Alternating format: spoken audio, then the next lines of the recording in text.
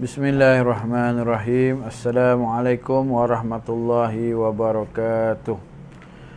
Al-Fatihah ila hadratin Nabi Mustafa Muhammad sallallahu alaihi wasallam wa ila kafatil anbiya wal mursalin wa ila jami'il muslimin wal muslimat wal mu'minin wal mu'minat wa binatil qabul wa husulil ma'mul wa binatil shifa' min kulli amrad wa binatil qada'i wajid dunya wal akhirah wa binatil fawzi bi husnil khatimah indal maut.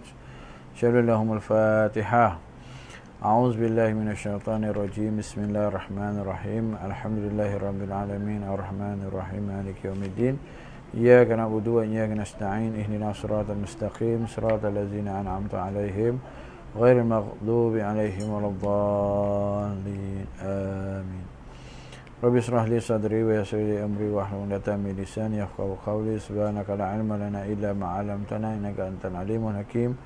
ولا حول ولا قوة إلا بالله العلي العظيم ولا حول ولا قوة إلا بالله العلي العظيم ولا حول ولا قوة إلا بالله العلي العظيم أما بعد. قال مؤلف حفظه الله تعالى ونفعنا بعلومه في الدارين آمين اللهم آمين. Kitab Praktikal Solat Sempurna, dan insya-Allah semalam kita sudah bercerita tentang sebelum memulakan solat, yakni pertama, pastikan syarat sah solat, iaitu ada 5 perkara yang kita dah ceritakan semalam berkenaan dengan sutra dan larangan lalu di hadapan orang yang sedang solat, dan alihkan barang-barang yang tidak ada kena-mengena di tempat solat kita. Khair. InsyaAllah hari ini kita akan mula membaca tentang tajuk ketika hendak memulakan solat. Bismillahirrahmanirrahim. Setelah berwuduk dengan sempurna. Berwuduk dengan sempurna ni sempurna dengan sunatnya, dengan sunnahnya. Itu dia panggil berwuduk dengan sempurna. Jangan berwuduk sikit-sikit. Kadang-kadang ada juga orang-orang yang tak tahu cara berwuduk. Berwuduk yang tidak sempurna. Sama-samalah kita tegur menegur insya-Allah. Berjalan dengan tenang menuju ke tempat solat, sebaik-baiknya mengulang-ulang istighfar. Muslimin muslimat, sedang penonton dirahmati Allah Ta'ala, istighfar ini wajib atas diri kita untuk beristighfar. Pertama, istighfar ni perlu kita tahu satu perkara, akan mengangkat bala. Apa yang berlaku hari ini kat dunia kita ini memerlukan kita banyak beristighfar. Mohon ampun pada Allah Ta'ala. Bukanlah masanya hari ini untuk kita bersenang lenang, berkata yang bukan-bukan, memakai pakaian yang tidak mengikut pada aturan Allah Ta'ala dan Rasulullah. Dan ini sangat-sangat ditegah. Jadi kita nak banyakkan beristighfar, supaya mana Allah Ta'ala bagi ketenangan pada kita. Salah satu juga asbab daripada istighfar ini, hati menjadi tenang. Hati menjadi tenang. Khair. Maka kosongkan fikiran daripada urusan-urusan dunia. Hadirkan hati dan tenangkanlah jiwa untuk menghadap Allah yang mengetahui segala yang ada di dalam hati dan jelingan mata kita. Itu persediaan sebelum nak solat. Jadi bukan bermakna kita solat ni kita letak pada macam mana last punya kedudukan. Ni dah tengah-tengah buat kerja, tengah sibuk-sibuk, kejap lagi solat lah, kejap lagi. Tak mau. Solat ni mesti didahulukan. Sebab itulah bila mana kita kejap lagi itu pun Allah Ta'ala pun kejap lagi dengan kita nanti, dari segi bab rezeki, dari segi bab pengampunan Allah Ta'ala. Kemudian berdiri dengan tetap sambil memastikan jari kaki lurus menghadap kepada kiblat. Seluruh anggota badan ni termasuk kaki kita ni menghadap kepada kiblat. Usahakan. Mungkin ada yang jawab saya tak boleh. Jadi usahakan insya-Allah. Kena cuba dululah, jangan terus bagi jawapan tak boleh. Macam kita hantar anak kita pergi sekolah kan. Kita balik, kita tanya anak kita soalan peksa. 70 tolak 30. Kemudian berapa jawapan dia? Anak kita terus jawab tak boleh, tak tahu. Agak-agak kita marah atau kita senyum ataupun kita macam mana. Jadi dalam bab solat maka lebih lagi usaha nak buat sebaik-baik mungkin. Yastaqbilu sallallahu alaihi wasallam bi atrafi asabi'ihimal qiblah. Baginda sallallahu alaihi wasallam menghadapkan hujung kedua-dua jari kaki baginda ke arah kiblat. Hadis riwayat Imam Bukhari dan Abu Daud radhiyallahu an. Yakni seluruh kaki Nabi, jari jemari kaki Nabi menghadapkan kepada kiblat, tidak sengit macam ni. Tidak sengit. Itu sebablah ini saya nak berkongsi ini bukan nak ceritakan solat sah tak sah, tak. Nak ceritakan tentang nak bagi cantik solat. Macam kita pakai pakaian, nak pakai pakaian yang cantik. Kita boleh ikut SOP yang ditetapkan oleh kerajaan, pakai mask dan sebagainya. Tapi hari ini kita gagal untuk ikut SOP Allah Ta'ala, menutup aurat. Berapa ramai orang hari ini masih tidak tutup aurat. Berapa ramai lagi hari ini masih belum solat. Bagaimana kita nak mengerti tentang bab ini? Dan berapa ramai hari ini yang solat ikut dan kemudian yang tak solat pula, bukan masalah tak solat atau sengaja tak nak solat, duduk berkeliaran di waktu-waktu orang sedang solat. Ini semua mengundang kemurkaan Allah Ta'ala. Tidak ada lain. Semua ini mengundang kemurkaan Allah Ta'ala. Kalau kita tidak boleh jadi asbab kabulnya doa, maka jangan kita jadi sebab tertolak dengan doa, dan jangan jadi sebab murkanya Allah Ta'ala. Ini kita perlu risau. Dan mudah-mudahan satu masa nanti kita akan dengar pihak pembesar negara kita mewajibkan orang menutup aurat. Tak tutup aurat, denda. Kena pergi solat berjemaah, tak solat, denda. Duduk berkeliaran, tak waktu sedang solat, boleh denda. Mudah-mudahan kita berdoa pada Allah Ta'ala, kita tetapkan hukum-hukum Allah Ta'ala, tegakkan hukum Allah. Yang maha menjaga kita Allah. Kita tak mampu pun jaga diri kita, hatta sedikit pun. Sedikit pun kita tak mampu jaga diri kita. Kalau kita mampu jaga diri kita, pasti bulu mata kita pun tak boleh gugur. Kita boleh tahan, tahu bila bulu mata kita nak gugur. Tak, kita tak mampu. Semuanya kembali kepada Allah Ta'ala. Jadi betulkan niat kita. Semuanya Allah Ta'ala lah yang punya takbir, dan kita ini hambanya, maka banyaklah kita mohon ampun pada Allah Ta'ala. Ini keraplah, saya akan ulang perkara ini kerap, dan saya harap pun sidang penonton muslimin muslimat sampaikanlah pada sahabat-sahabat yang lain. Bukan nak cari view yang banyak, tidak ada niat tu, melainkan menyampaikan dakwah, menyampaikan seperti mana niatnya para salafun salih, berdakwah, memberitahu, dan kemudian bagi tahu pada orang lain untuk beristighfar, banyakkan beristighfar, dan ajak, kalau kata anak-anak kita, isteri yang masih belum tutup aurat, ajar mereka tutup aurat. Tutup aurat ni bukan bermakna pakai tudung, pakai t-shirt boleh nampakkan lengan kita, boleh keluar. Saya pakai tudung. Tutup aurat bukan dikira tudung tu tutup aurat. Banyak pengertian bab aurat. Khair, baik, insya-Allah kita sambung. Faedah kenapa jari-jari kaki dihadapkan ke kiblat. Ketika mendirikan solat, zahir dan batin berpadu, bertawajuh, menumpukan. Yang ini bertawajuh ini maksudnya menumpukan sepenuh tumpuan hanya kepada Allah Ta'ala. Sebab itulah hati mesti ikhlas, dada menghadap kiblat, dan termasuklah jari kaki lurus menghadap kiblat. Saya kongsi sedikit ialah dengan situasi yang ada hari ini, maka saya kongsikan tentang kemarin kita dengar pengumuman. Sewaktu kita dengar saja iklan nak pengumuman tu, ramai kita dah bersedia dah share, bagi tahu kejap lagi ada pengumuman daripada Perdana Menteri kita, pengumuman daripada sekian-sekian daripada menteri itu dan menteri ini. Kita tunggu.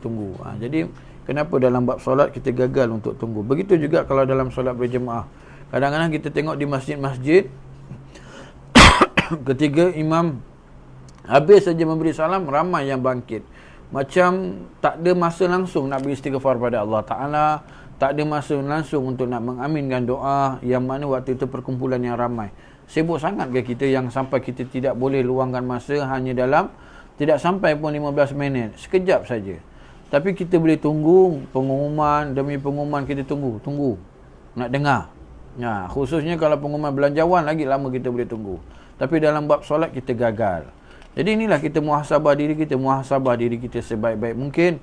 Bagaimana kita dengan Allah Ta'ala. kita berkira-kira dengan Allah Ta'ala. Kita tak nak lama-lama duduk mengadu dengan Allah. Kita tak nak lama-lama berbual dengan Allah. Kita tak nak lama-lama mengadu segala hal dengan Allah. Kita nak sekejap aja. Sedangkan beramai lagi yang mencari peluang untuk nak duduk bersendirian mengadu hal dengan Allah Ta'ala. Tapi kita yang diberikan Allah Ta'ala kelapangan, masa dan sebagainya, kita gagal. Kita ada di kalangan kita, Allah rezekikan kita keselesaan, rumah yang besar, tempat solat, tempat ibadah yang selesa, tapi kita gagal. Kita boleh lama di depan TV, boleh lama di Facebook, boleh lama di YouTube, boleh lama di WhatsApp dan sebagainya, tapi kita tak mampu untuk lama di atas tikar sejadah kita. Rata-rata kalau kita tengok hari ini, sebab itulah tidak ada permasalahan dari segi sudut bab kuliah ni. Sebab waktu kuliah berlalu, jarak tidak pun ada 1 meter, hantar sampai 2-3 meter, hantar sampai lebih lagi daripada 5 meter. Jauhnya orang duduk. Jadi itu perkara realiti yang benar-benar berlaku.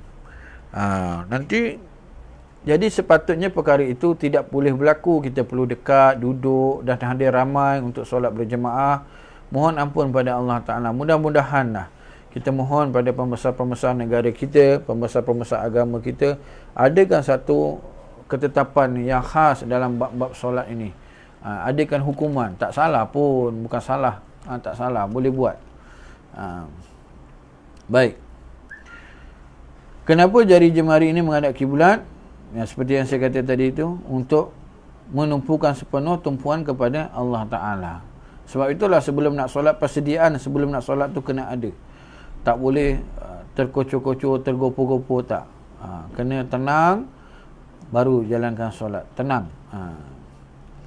Kemudian yang ketiga berdiri, renggangkan kedua-dua kaki sekadar sejengkar bagi lelaki. Yang ini sunat, jaraknya sejengkal. Tak perlulah sebesar-besarnya.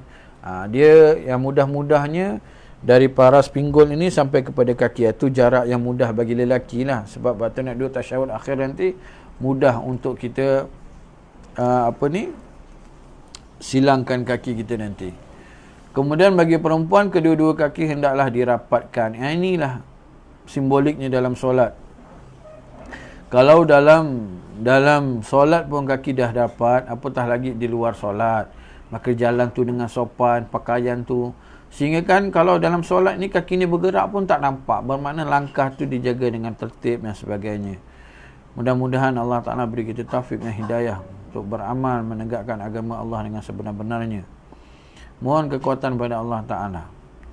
Kemudian mata hendaklah melihat ke tempat sujud. Yang ini sunat hay'ah. Yang ini sunat hay'ah ini ialah diberi pahala jika mengerjakan, dan jika ditinggalkan tidak membatalkan solat dan tidak perlu sujud sahwi. Ni jangan kita anggap sunat hay'ah, buat dapat pahala, tak buat tak ada apa-apa. Macam kita tak nak pula pahala. Ini yang kadang-kadang perbahasan berlaku. Bukan disebabkan solat itu sah atau tak sah. Nak solat tu cantik. Khususnya yang jadi ketua untuk jemaah, nak cantik. Supaya kita ini mendapat manfaat daripada kesempurnaan imam yang solat tadi itu dengan sempurna. Kemudian dalil daripada hadis daripada Aisyah radhiyallahu anha, beliau berkata, "Lamma dakhala al-Ka'bata ma khallafa basaruhu mawdi'a sujudih." Ketika masuk ke Kaabah untuk solat, Nabi SAW tidak pernah memalingkan pandangannya baginda, tidak pernah memalingkan pandangan baginda dari tempat sujudnya. Yakni Nabi terus melihat di tempat sujud Nabi SAW. Bismillahirrahmanirrahim. Allahumma salli alaihi. Kemudian hadis yang lain, kana Rasulullah sallallahu alaihi wasallam idza shalla taqta'a ra'sahu wa rama bi basarihi nahwal ard. Adalah Nabi SAW ketika solat menundukkan kepalanya dan mengarahkan pandangannya ke tanah, yakni tempat sujud. Ini ketika dalam bab ketika nak mulakan solat. Belum solat lagi ni baru nak solat. Baru berdiri dan standby. maka barulah masuk ketiga solat rukun yang pertama. Yang kita baca semalam ada 13 rukun, ini baru masuk rukun yang pertama. Mudah-mudahan Allah izinkan kita semua untuk habis baca sampai kepada rukun 13 insya-Allah. Mohon doa pada semua. Rukun yang pertama, berdiri betul atau qiyam. Sebelum melafazkan niat, berdirilah dengan betul, tegak, tanpa bergerak-gerak untuk solat fardu bagi yang boleh berdiri, dengan cara meluruskan tulang belakangnya walaupun bersandar kepada sesuatu seperti tembok. Ini rukun. Ini banyaklah penjelasan ni, panjang. Jangan ambil mudah.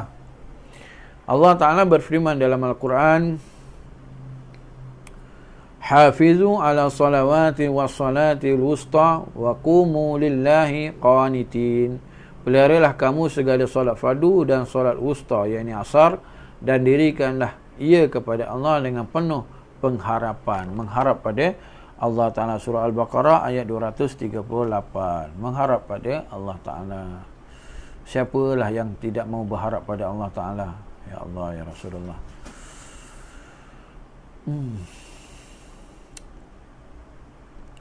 Hadis daripada Imran bin Husain radhiyallahu anhu, beliau berkata, kana Nabi bawasirul fasa'altu Nabi sallallahu alaihi wasallam anis salat. Faqala sallallahu alaihi wasallam, salli qa'ima, fa in lam tastati' fa qa'ida, fa in lam tastati' fa 'ala janab. Aku pernah terkena penyakit buasir. Lalu aku bertanya kepada Nabi SAW tentang cara menunaikan solat. Ni tanya pada Nabi. Zaman kita hari ni jangan tanya pada orang yang kita pun tak tahu dia jawab tu betul ke tak betul. Jadi kita tanya pada alim-alim ulama, guru-guru yang kita meyakini, insya-Allah jawapannya benar. Jangan tanya dekat Google. Jangan tanya kat Google. Sebab itulah kat rumah paling kurang pun adalah kitab solat. Jangan sampai langsung tak ada kitab bab solat kat rumah. Itu belum cerita bab kitab-kitab lain, bab kitab solat dulu. Kemudian baginda SAW bersabda, solatlah berdiri, jika kamu tidak mampu maka duduk, jika kamu tidak mampu maka solatlah di atas rusuk, iaitu mengiring ke sebelah rusuk kanan. Riwayat Bukhari dan Muslim radhiyallahu anhu. Kemudian Imam An-Nasa'i menambah, fa'in lam tastati' fa mustalqiya la tukallifullahu nafsan illa usaha. Maka jika kamu tidak mampu maka solatlah dengan berbaring. Allah Subhanahu wa taala tidak membebankan seseorang melainkan mengikut kemampuannya. Ini uzurlah, ini kira uzur. Maka di sini ijma' ulama mengatakan, para ulama secara ijma' bersepakat tentang perlunya berdiri betul dalam solat fardu. Usaha. Jangan sakit sikit je. Oh, saya tak larat lah saya nak duduk kat kerusi. Tapi kalau duduk borak sampai berasap boleh berdiri lama-lama, habis batang, habis 2 batang, dia tak sedar dia sedang berdiri. Tapi bila time solat, oh sakit pinggang, saya tak boleh nak lurus. Solat sunat boleh, solat sunat tidak ada masalah. Ni cerita solat fardu. Syarat sah berdiri betul, berdiri tegak, iaitu tidak condong sehingga ke tahap rukuk tanpa keuzuran. Bagi yang bongkok, tak apalah. Bagi mereka yang berkuasa berbuat demikian dalam solat fardu, yang ini kena berdiri tegak, lurus tegak. Macam kita nak jumpa orang besar-besar. Saya selalu bagi contoh macam ni. Di kuliah-kuliah diizinkan Allah Ta'ala sebelum-sebelum ni, saya bagi contoh macam ni. Kalau kita dijemput datang ke istana, datang ke istana, waktu kita nak datang tu, sehari sebelum nak datang, malam tu je kita dah cari pakaian apa kita nak pakai. Dah sibuk dah, kalau boleh pinjam pun nak pinjam. Kasut nak cari kasut apa sesuai, sebab nak masuk istana besok ni. Lepas tu bila dalam perjalanan pula, kita besok kira-kira ni, ini contoh nak pergi istana tu jam 10. Kita takut jam, pukul 7 dah keluar dah ni, takut jam. Ada yang nak cepat. Jadi pun kita sampai kat sana, perkara sama. Kita dah tak pandai dah waktu tu nak selfie. Kita takut sebab polis ramai dan kita tahu SOP sana dan sebagainya. Kita ambil je gambar, kita akan ditegur. terus kita silent telefon. Bukan silent lagi, tutup telefon. Jalan kita pun ikut, apa orang kata, ikut rentak yang cermat. Tapi kenapa di rumah Allah Ta'ala, waktu kita di rumah Allah Ta'ala, kita sangat-sangat biadab di rumah Allah Ta'ala. Minta maaf lah saya guna bahasa ni, sebab kadang-kadang kita tak faham. Kita nak cakap tu, kita dah tak tahu dah bahasa yang kita tak tahu. Ini dalam rumah Allah Ta'ala yang dengan berlunjur kakinya, dengan yang main telefonnya. Ni belum cerita lagi yang main game. Macam mana anak-anak waktu khutbah Jumaat tidak boleh main game, sedangkan orang tua pun main Facebook, main WhatsApp dalam rumah Allah Ta'ala. Dalam majlis ilmu ni tak payah cerita lagi lah. Kadang-kadang kesian para-para guru-guru, para-para ustaz, para-para alim, khususnya para-para alim yang menyampaikan ilmu mereka, kita macam anggap macam tak ada apa-apa lah, macam orang tu cakap-cakap kosong. Tapi kita tak tahu percakapan ilmu yang mereka sampaikan itu bawa kita sampai kepada hari akhirat besok, sampai bertemu dengan Allah Ta'ala. InsyaAllah berkat kita amal dengan amalan mereka, kita dapat bertemu dengan Sayyidina Rasulullah Sallallahu Alaihi Wasallam. Kemudian faedah daripada berdiri betul ini, perbezaan fuqaha meletakkan rukun berdiri betul, iaitu qiyam. Imam Asy-Syirazi dan lain-lain mendahulukan rukun berdiri betul ini daripada niat dan takbir, kerana niat dan takbir adalah dua rukun dalam solat secara mutlak. Sedangkan berdiri betul adalah rukun. Dalam solat fardu sahaja. Imam An-Nawawi walau bagaimanapun meletakkannya selepas niat dan takbiratul ihram. Ini faedah perbezaan ulama, perbezaan fuqaha. Kemudian melafazkan niat, sunat hay'ah, melafazkan niat. Ini ada satu golongan seling bertekak dalam bab ni, melafazkan niat. Setelah semua anggota badan serta hati tenang dan bersedia untuk mendirikan solat, lafazkanlah niat solat ketika itu, umpamanya sunat, dapat pahala. Usalli fadu zukhri arba'a raka'atin adaan lillahi ta'ala. Lafazkan niat untuk solat zuhur. Dapat pahala, tak payah nak bergaduh lah. Ni tak perlu lafaz, ni tak ada ni. Tak maulah cerita bab ni. Kalau buat cerita bab ni memang satu isu bab diorang aja dan tigang. Semuanya tak boleh. Apa yang boleh pun kita pun tak tahu. Kemudian tadi rukun yang pertama berdiri. Rukun yang kedua takbiratul ihram. Takbiratul ihram ni kita diajar setelah melafazkan niat solat, bertakbirlah dengan takbiratul ihram.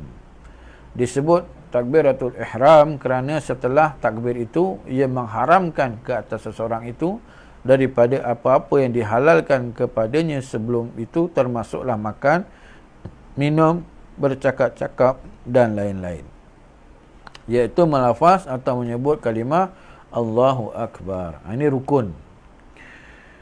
Tertinggal rukun, terlupa takbir, batallah solat. Rasulullah sallallahu alaihi wasallam bersabda dalam hadis Al-Mussi salatu, iaitu Rasulullah sallallahu alaihi wasallam mengajar seorang sahabat yang tidak sempurna solatnya, iza kumta ila salati fakabbir. Ketika kamu inginkan mendirikan solat, maka bertakbirlah. Kemudian hadis Rasulullah sallallahu alaihi wasallam yang lain, miftahu salati zuhur wa tahrimuhal takbir wa tahliluhal taslim. Pembukaan solat, miftahu salati tuhur, pembukaan solat ialah kebersihan, dan yang mengharamkannya adalah takbiratul ihram, dan yang menghalalkannya adalah salam. Dia tanya bab solat, itulah dia. Riwayat Imam Abu Daud dan Tirmizi radhiyallahu an. Bacaan takbiratul ihram, Allahu Akbar. Di sini adalah keterangan syarat-syarat sah takbir. Tentang bunyinya jangan dipanjangkan pada perkataan-perkataan yang lain. Di dalam buku ni ada insya-Allah. Jadi kita pun tahulah, kita tak sebut selain daripada perkataan Allahu Akbar. Kemudian takbir itu pula jangan Allahu, nak masukkan niat, tu tak boleh. Dia kena sekali jalan. Kemudian rukun yang ketiga niat. Tadi yang pertama berdiri, kedua takbir, yang ketiga niat. Ketiga melafazkan takbiratul ihram itu hendaklah berniat mengerjakan solat di dalam hati. Ini ramai, ini rukun. Ini saya pernah tanya soalan ni. Soalan ni saya pernah tanya. Waktu tu nak berkongsi lah, kita ni pun tak berapa nak tahu sangat. Tanya, ada yang jawab ya ke? Bukan baca sekali niat lepas sudah sah solat. Tak tahu yang ada kena lafaz niat di dalam hati. Dalil firman Allah Ta'ala dalam surah Al-Bayyinah ayat 5, wa ma umiru illa liya'budullaha mukhlishina lahuddin, dan tidaklah mereka disuruh melainkan untuk beribadah kepada Allah dengan ikhlas kepadanya dan agama. Rasulullah SAW bersabda, innamal a'malu binniyati wa innamal likulli imri'in ma nawa. Sesungguhnya amal-amal itu dinilai dengan niat, dan sesungguhnya untuk setiap seseorang pahalanya berdasarkan apa yang dia niatkan.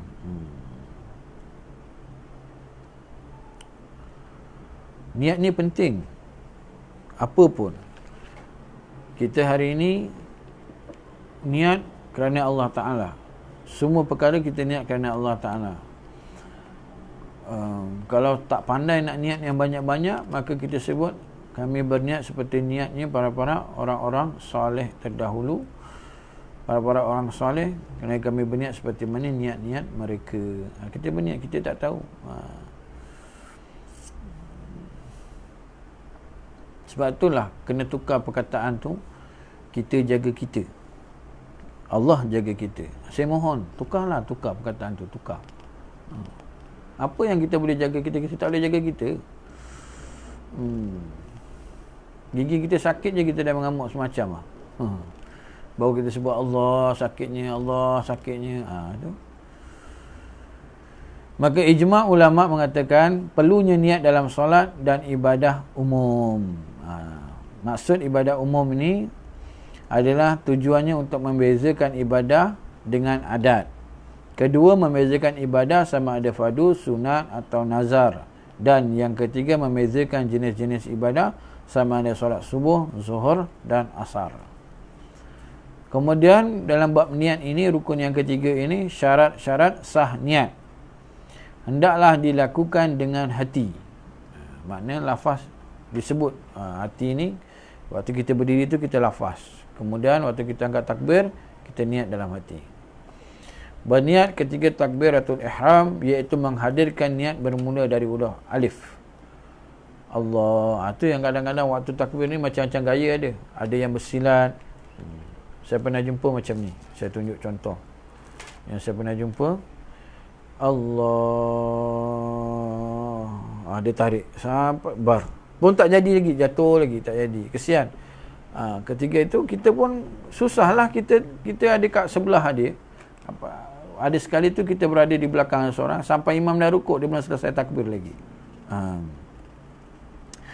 Kebanyaklah istighfar, baca surah-surah yang tertentu seperti yang diajarkan, baca surah Nas dan sebagainya.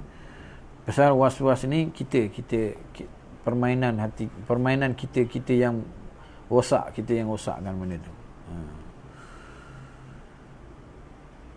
Berniat ketika takbiratul ihram, iaitu menghadirkan niat bermula dari huruf alif dari kalimah Allah dan sebelum huruf ra, yakni yang terakhir dalam kalimah akbar, disebut muraqamanah kamaliyah. Niat boleh dihadirkan di antara kedua-dua huruf itu. Dan yang ketiga, syarat sah niat, qasad, ta'rud, ta'yin jika solat fardu. Qasad dan ta'yin jika solat sunat yang ada waktu, dan qasad sahaja jika solat sunat mutlak. Apa dia? Ini saya sebut kat bawah ni.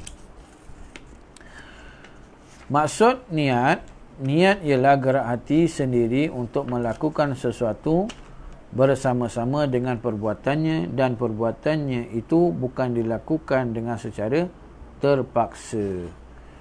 Ni makna dia niat yang saya tunjuk dulu sikit. Nanti kan saya bagi tahu. Ni.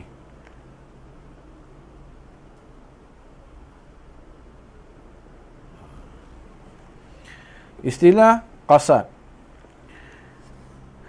Apa makna qasad? Melakukan sesuatu kerana gerak hati sendiri, merujuk kepada sebutan usalli. Kalau Melayunya sahaja aku. Ta'rud, yakni menyatakan kefarduan.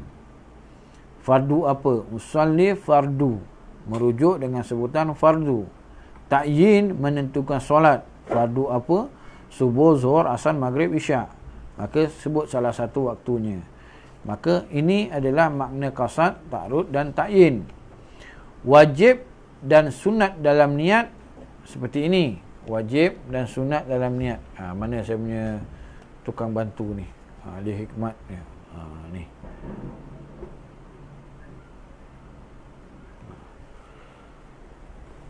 Ini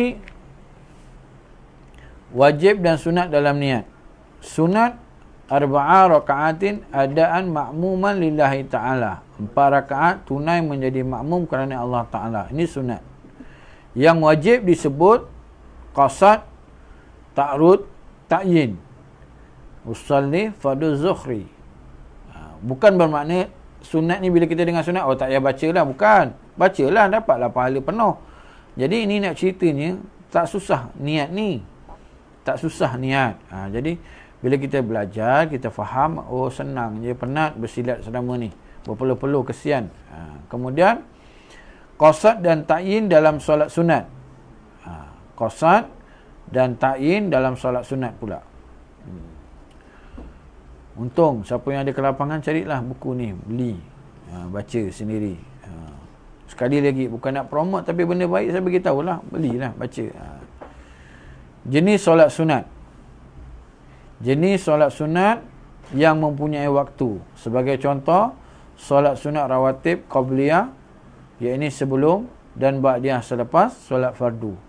Ini musim-musim kita duduk kat rumah solat sendiri ni, solat berjemaah sendiri, janganlah tertinggal solat-solat rawatib ni. Kalau kat masjid, kat surau, tak pernah tinggal saat waktu berjemaah. Tapi bila di rumah pun kena buat juga. Tak ada beza. Dalam bab ni tak ada beza. Bezanya solat kat rumah dengan kat masjid. Dari segi hitungan ibadahnya sama. Pahalanya berbezalah. Solat di rumah dan di masjid pasti-pastinya berbeza. Kemudian contoh yang mesti ada dalam solat sunat rawatib dan solat sunat rawatib ini, qasad dan ta'yin. Iaitu usalli qabliyah. Dah selesai. Usalli ba'diyah, selesai. Yang sunat dia usalli sunnatan zuhri raka'ataini qabliyatan lillahi ta'ala. Faham tak faham nanti tanyalah. Tanya nanti session dengan gambar ni. Ada semua ada gambarnya. Ni gambarnya di sini.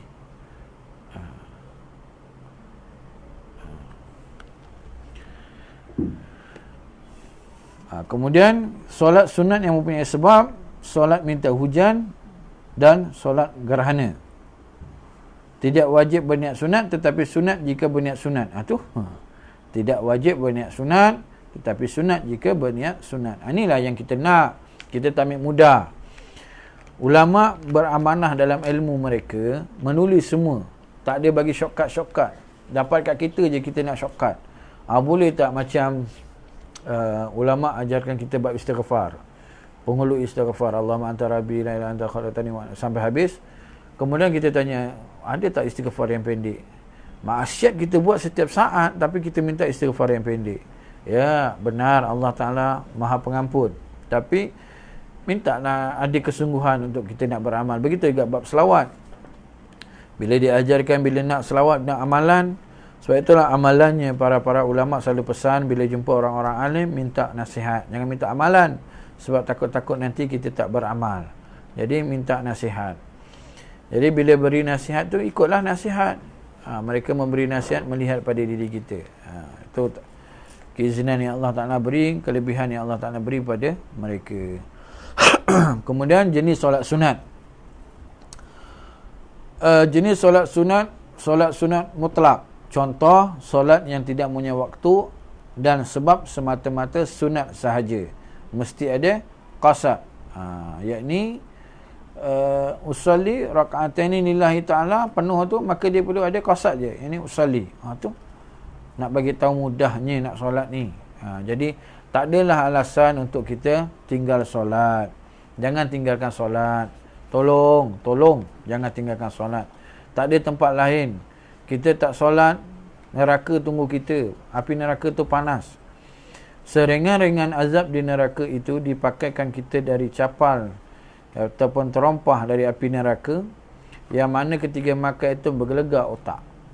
Jadi tak ada sebab dan tidak ada alasan untuk kita tidak solat. Tak ada sebab. Sebab yang terakhir ketika mana orang solatkan kita. Ketika itu disebut kalimat maut. Mayit. Mengangkat kedua-dua tangan ketika takbiratul ihram. Ini ada cara juga angkat tangan ni. Ni saya tunjuk gambarnya dulu. Ni gambarnya. Ni gambar.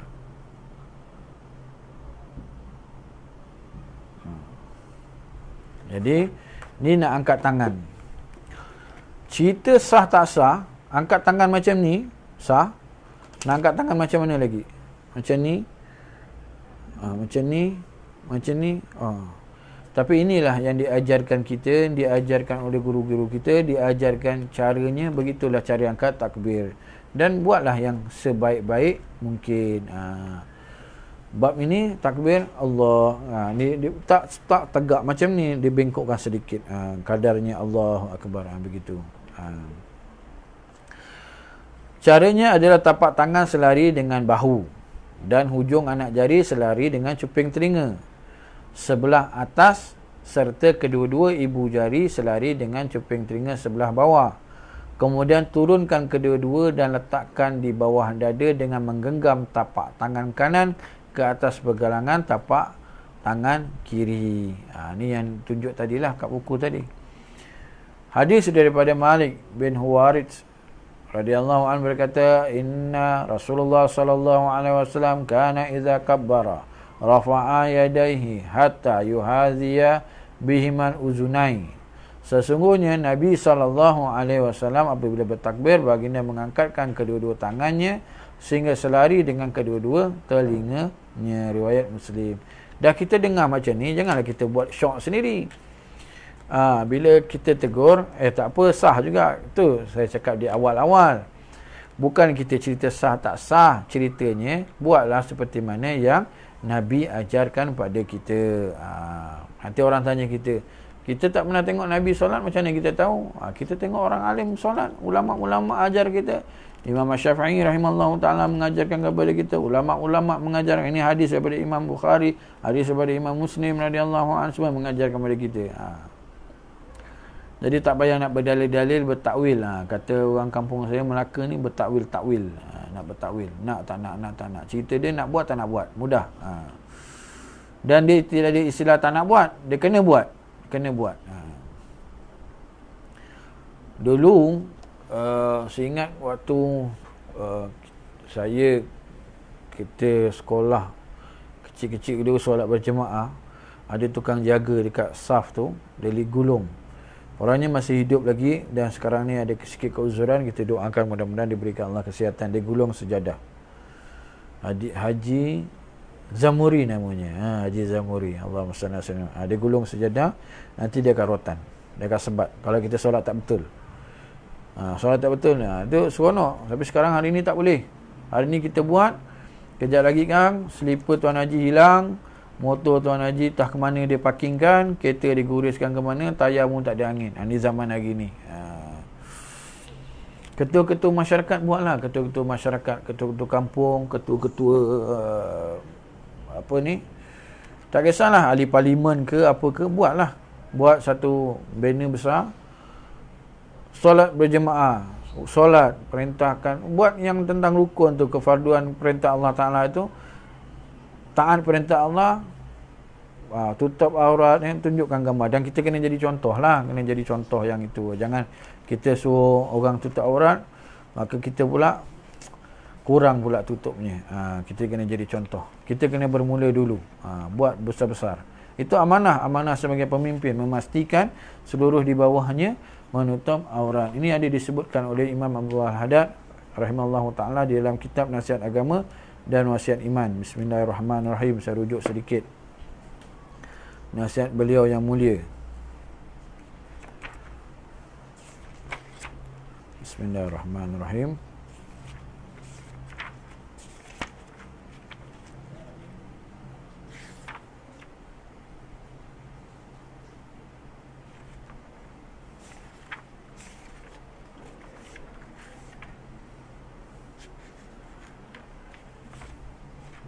Nanti saya jumpakan, beritahu balik insya-Allah. Ada disebutkan banyak dalam bab solat ini, menyegerakan, haram melewatkan semayang, kemudian mengharamkan tentang kelewatan mengerjakan semayang, kemudian melazimkan diri berjemaah, dan nasihat beliau tentang bagaimana kita sebagai ketua, sebagai pemimpin memberitahu, menegakkan, melaksanakan perintah dengan menyuruh orang di bawah kita untuk solat, menutup aurat, menjaga hukum hakam agama. Itu perintah. Bismillahirrahmanirrahim. Kita sambung sedikit. Kemudian daripada Ibnu Umar berkata, inna Nabi SAW kana yarfa'u yadayhi hazwa mankibaihi idza ftataha as-salah wa idza kabbara liruku' wa idza rafa'a ra'sahu min ar-ruku'.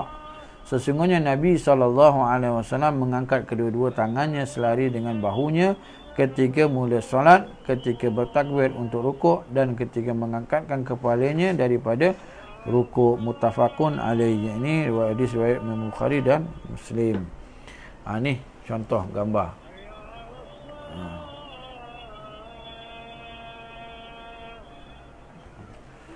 Yang perempuan tangan pun tak nampak. Jadi kalau dalam solat tu tak nampak, maka di luar solat pun tak nampak lah. Ya, tak tangan ni nampak lah di luar tu, tapi menjagalah, janganlah nak nampakkan banyak-banyak ni. Kemudian menggembangkan anak-anak jari ketiga takbiratul ihram. Ini tidak macam ni, sedikit. Bukan bermacam ni, sikit je, sikit. Kadar sedikit. Hadis menyebutkan saya relatekan pada keadaan zaman hari ini.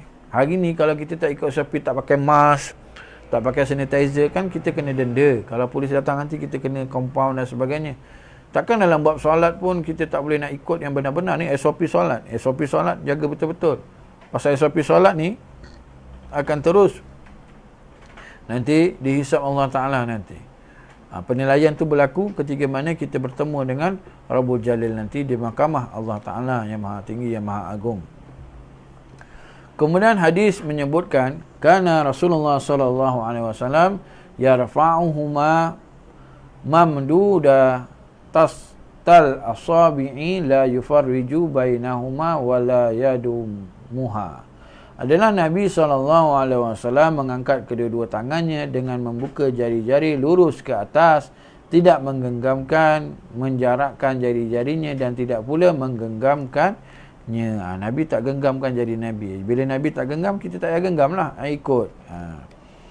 Maka keadaan jari jemari tangan, pelakuan solat, takbiratul ihram, rukuk, bangkit daripada rukuk, dan bangkit daripada tasyahud awal, dibuka, direnggangkan tanpa berlebihan dan tidak dirapatkan. Ketika rukuk, direnggangkan. Ketika sujud, dirapatkan manakala hujung jari dihadapkan ke kiblat. Semua ni arah kiblat. Duduk di antara dua sujud, dirapatkan, diletakkan di atas kedua-dua paha. Tak peluk lutut, atas paha. Maka ketika tasyahud, dirapatkan jari jemari kecuali jari terunjuk dan ibu jari tangan kiri diletakkan atas paha kiri dengan dirapatkan jari jemari sambil dihadapkan ke kiblat. Ini nanti sampai kepada bab duduk tasyahud akhir. Ini adalah gambar rajah. Gambar rajah bagaimana kedudukan tangan dan sebagainya. Ini gambar rajah.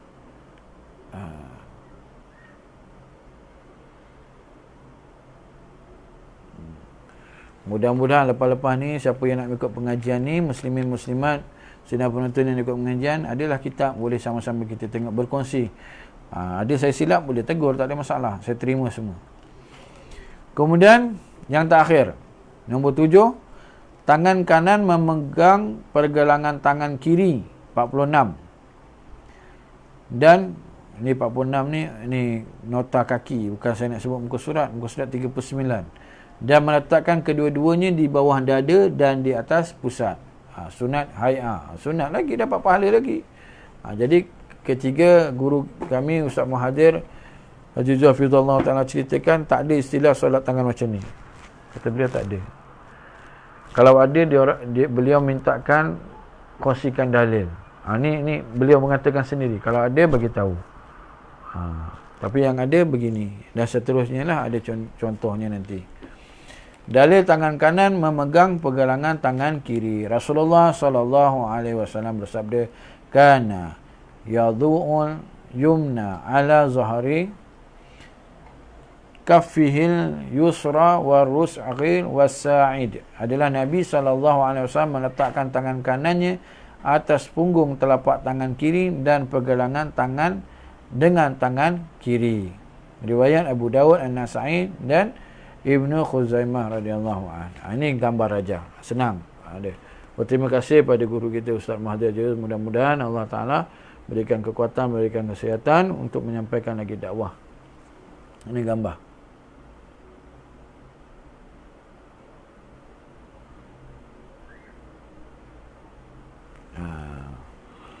Ini first time ni buat macam ni, angkat tunjuk gambar ni.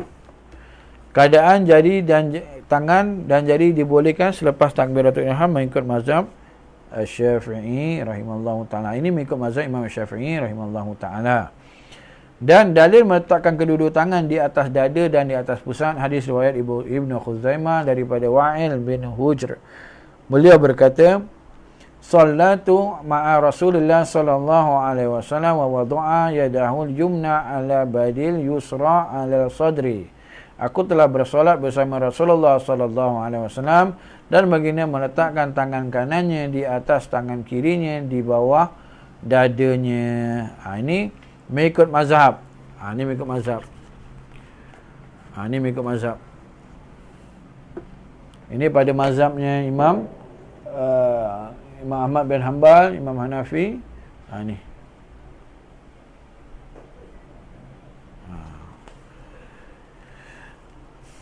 Jadi kita ni mengikut mazhab Imam Syafi'i rahimahullah ta'ala. Janganlah kita rojak. Nak buat macam ni, nak buat macam tu. Ikut suka. Ada yang buat macam ni. Ada, memang ada. Kemudian faedah dari tentang bab tangan ini. Ni kan kalau orang belajar silat tu, dia panggil kuda-kuda kan. Kuda-kuda tu kena betul. Pegang tu genggam, kemas-kemas. Tepuk pun tak jatuh. Ini solat malas. Solat malas. Solat goyang-goyang. Macam kena tiup angin. Pokok pun taat. Dia tegak aja. Jadi kita pun pergi, janganlah goyang-goyang. Allah. Pendapat muktamad adalah kedua-dua tangan diletakkan di bawah dada di atas pusat.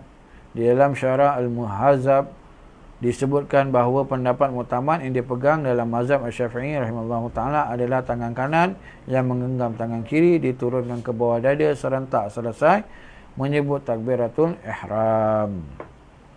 Pendapat ini juga dirajikan oleh Imam An-Nawawi rahimahullahu taala dalam Tahqiq dan Majmu'. Itulah juga pendapat Al-Imam Al-Hafiz Ibn Hajar Al-Asqalani dalam kitab Fathul Bari. Inilah sedikit sebanyak perkongsian yang nanti kita sampai kepada bab insya-Allah esok kita sambung. Insya-Allah pengajian ini akan bermula hari-hari selepas solat maghrib jam 8 lah insya-Allah. Besok kita akan sampai kepada doa iftitah. Insya-Allah mudah-mudahan Allah Ta'ala rahmati kita semua. Allah Ta'ala ampunkan dosa kita semua. Sedikit sebanyak perkongsian. Jadi saya mohon pada muslimin muslimat, sidang penonton, rajin-rajinlah mengajar orang. Dan insya-Allah yang hadir yang melihat live ini semuanya solat, dan ramai lagi di luar sana tidak solat, maka segerakanlah, perintahkanlah mereka untuk solat. Kita risau sebab ini semua mengundang kemurkaan Allah Ta'ala. Kita takut dengan kemurkaan Allah Ta'ala. Wajib kita takut dengan kemurkaan Allah Ta'ala. Sungguhnya balasan kesesatan Allah Ta'ala itu maha berat, maha tinggi, maha penuh dengan ketakutan. Takut. Jadi insya-Allah Dan kita pun mengajak pada pemimpin-pemimpin agama kita, pemimpin negara kita untuk diberikan Allah Ta'ala, dibukakan hati untuk kita dapat hadir solat berjemaah, khususnya solat Jumaat yang insya-Allah di wilayah diberi kelonggaran selama 30 orang, dan kita mohon untuk diberilah lagi kelonggaran untuk kita boleh solat berjemaah, khususnya solat Jumaat. Dan yang mana tidak solat Jumaat, jangan cari alasan, maka solat Jumaat kena juga dikerjakan walaupun dalam keadaan kita tidak ramai.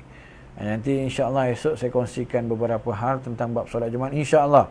Jadi, dan janganlah kita berkeliaran duduk di medan selera, duduk mana sedangkan orang sedang azan. Itu lebih teruk lagi, lebih teruk dan lebih sangat-sangat biadab, sangat-sangat biadab yang sangat-sangat kita di hadapan Allah Taala. Memang kita sengaja mencabar kemurkaan Allah Taala, wa ya'udzubillahi min dzalik. Kita mohon perlindungan Allah Taala. Jadi sedikit sebanyak ini menjadi perkongsian, menjadi asbab untuk kita menambah keimanan dan sama-sama kita beramal dengan amalan yang benar mengikut pegangan Ahlussunnah wal Jamaah. Dan peganglah ulama-ulama kita, ikutlah apa pengajian mereka insya-Allah. Mudah-mudahan kita semua dirahmati Allah Taala. Akhir kalam, jangan lupa banyakkan istighfar, tinggikan kepatuhan kita kepada Allah Taala, jaga hukum hakam Allah Taala, jaga syiar agama. Kita jaga hukum agama Allah, Allah akan jaga kita. Yakinlah, itu difirmankan Allah Ta'ala dalam Al-Quran dalam surah Muhammad ayat nombor 7. Barang siapa menjaga agama Allah, maka Allah akan menjaga dia dan Allah akan lindung kita insya-Allah. Insya-Allah, yakinlah. Jadi akhir kalam kita akhiri dengan suratul Asr dan tasbih kifarah.